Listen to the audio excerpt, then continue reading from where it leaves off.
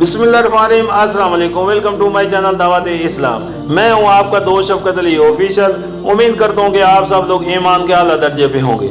सूरतुल अराफ के आयत नंबर 60 का तर्जुमा, उसकी कौम के सरदारों ने जवाब दिया, हमको तो ये नजर आता है कि तुम सराई गुमराही में मुब्तला हो। सूरतुल अराफ के आयत नंबर 61 का तर्जुमा, नूह ने कहा, ऐ बरादरान कौम, मैं किसी गुमराही में नहीं पड़ा हूँ, बल्कि मैं रब्बुल आलमीन का रसूल हूँ। सूरतुल अराफ के आयत नंबर 62 का तर्जुमा, तुम्हें अपने रब के पैगामात पहुंचाता हूँ, तुम्हारा खैर ख्वाह हूँ, और मुझे अल्लाह की तरफ से वो कुछ मालूम है जो तुम्हें मालूम नहीं है। सूरतुल अराफ के आयत नंबर 63 का तर्जुमा, क्या तुम्हें इस बात पर ताज्जुब हुआ कि तुम्हारे पास खुद तुम्हारी अपनी कौम के एक आदमी के जरिए से तुम्हारे रब की याद नहीं आई ताकि तुम्हें खबरदार कर दे और तुम गलत रवि से बच जाओ और तुम पर रहम किया जाए।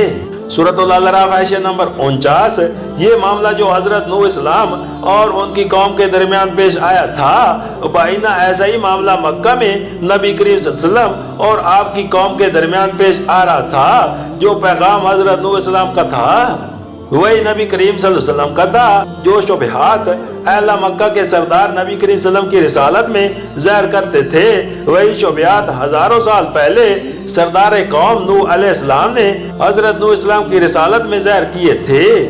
फिर उनके जवाब में जो बातें हजरत नूह इस्लाम कहते थे, बाइना वही बातें नबी करीम सल्लल्लाहु अलैहि वसल्लम भी कहते थे।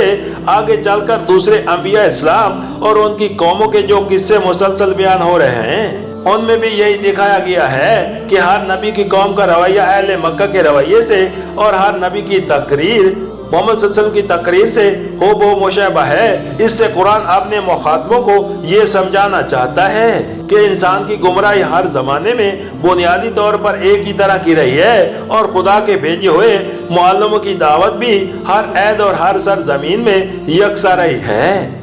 और ठीक उसी तरह उन लोगों का अंजाम भी एक ही जैसा हुआ है और होगा जिन्होंने अंबिया की दावत से मुंह मोड़ा और अपनी गुमराही पर इसरार किया।